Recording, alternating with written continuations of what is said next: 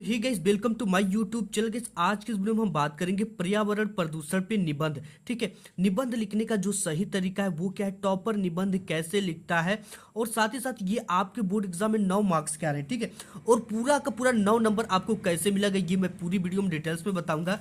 और यहाँ पे बोर्ड का पेपर ले रखा हूँ और यहाँ पे बोर्ड की कॉपी। ठीक है, बोर्ड की पेपर में पर्यावरण प्रदूषण जो निबंध है काफी इंपॉर्टेंट है, हर बार आता है और इस 2023 बोर्ड में भी आपके आएगा। ठीक है, इसलिए आपको 9 नंबर अभी से बिल्कुल का बिल्कुल पक्का कर लेना है कि बोर्ड एग्जाम में आपका एक भी नंबर ना कटे। ठीक है, क्योंकि बोर्ड एग्जाम में एक एक नंबर का काफी महत्व होता है। और साथ ही साथ बात करेंगे कि एक ही निबंध को, ठीक है, एक ही निबंध को दो छात्र हल करते हैं, लिखते हैं, लेकिन उनको नंबर अलग अलग क्यों मिलता है। ठीक है, अगर एक टॉपर स्टूडेंट लिखता है तो उसे पूरा का पूरा 9 मार्क्स मिल जाता है, लेकिन एक नॉर्मल स्टूडेंट बिना इस वीडियो को देखे लिखता है तो उसे बहुत मिलेगा, तो 5 से 6 नंबर से ज़्यादा नहीं मिलता है। ठीक है, तो आपके फोकट के 3 से 4 नंबर नहीं गंवाने हैं, तो आज इस वीडियो को देख लेते हो तो आपको पूरा का पूरा बोर्ड एग्जाम में 9 नंबर लेकर आओगे इस निबंध में। ठीक है, कोई भी निबंध लिखो, लेकिन ये निबंध लिखने का ये तरीका भी गजब का है। ठीक है, ये बिल्कुल सही तरीका है।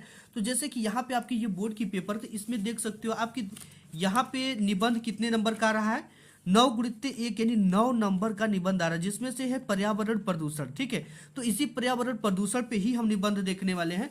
तो इसके लिए देखो यहाँ पे हमने बोर्ड की कॉपी ले रखा है, और सबसे पहले आपको कॉपी में क्या करना है, इस तरह से पाई वगैरह खींचकर प्रश्नोत्तर संख्या 9 डाल देना है, नीचे 2 लाइनिंग कर देना है। और देखो यहाँ पे हम दूसरे का लिख रहे हैं। ठीक है, जैसे यहाँ पे हम देखिए ये पेपर में, तो यहाँ पे ये पर्यावरण प्रदूषण दूसरे नंबर पे है, तो यहाँ पे क्या लिख देना है, प्रश्नोत्तर संख्या 9, और दूसरे का लिख रहे थे दूसरा, लिख क्या रहे पर्यावरण प्रदूषण, तो इसको लिख देना है।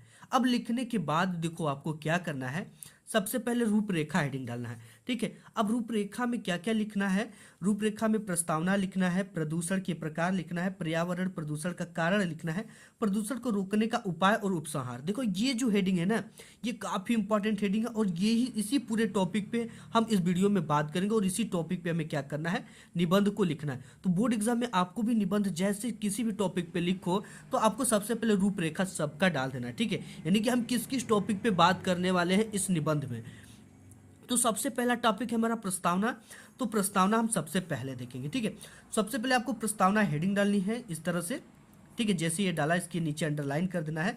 इसके बाद यहाँ पे लिखना है आपको, विश्व में तेजी से बढ़ती जनसंख्या पर्यावरण प्रदूषण का कारण है। ठीक है, प्रदूषण का अर्थ है कि स्वच्छ वातावरण में ही जीवन का विकास संभव है। तो आप जानते हो कि जब स्वच्छ वातावरण नहीं रहेगा, वातावरण क्या हो जाएगा, दूषित हो जाएगा। यहाँ पे देखो, अपने आसपास का वातावरण का दूषित हो जाना ही पर्यावरण प्रदूषण कहलाता है। ये तो प्रस्तावना हो गया। ठीक है, और प्रदूषण का अर्थ इसमें हो गया। इसके बाद देखो आपको क्या करना है, अगर आपको कोई कोटेशन याद है थोड़ा बहुत, तो उसे पहले आपको ब्लैक पेन से लिख देना है। अब देखो यहाँ पे अपने आसपास का वातावरण दूषित हो जाना ही पर्यावरण प्रदूषण कहलाता है। इसको क्या किया गया है कि ब्लैक पेन से लिखकर हाईलाइट कर दिया गया है। ठीक है, क्योंकि ये देखने में काफ़ी सुंदर आपकी कॉपी लगती है। इसके साथ ही साथ प्रदूषण के प्रकार पे बात करेंगे। तो आज के वातावरण में प्रदूषण निम्न रूपों में दिखाई पड़ता है। सबसे पहला तो वायु प्रदूषण है, जल प्रदूषण, ध्वनि प्रदूषण, और आज की डेट में जो वैज्ञानिक ने पैदा कर दिया वो है रासायनिक प्रदूषण।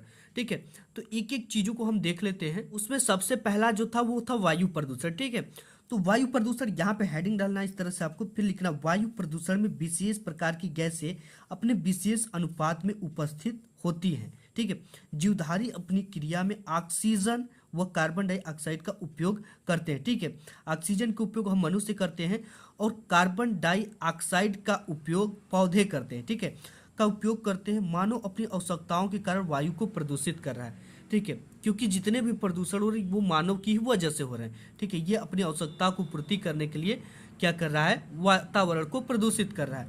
इसके बाद नेक्स्ट जो हेडिंग होगी वो होगी जल प्रदूषण की। ठीक है, देखो जल का हमारे जीवन में सबसे महत्वपूर्ण योगदान है, जल ही जीवन है। ठीक है, देखो इन टॉपिक को आपको ध्यान देना है कि जो इंपॉर्टेंट टॉपिक हो, जैसे लगे कि ये चीजें इस कॉपी को सुंदर बना रही है कोटेशन, तो उसे आपको क्या करना है, इन्वर्टेड कामा में कर ब्लैक पेन से लिख देना है।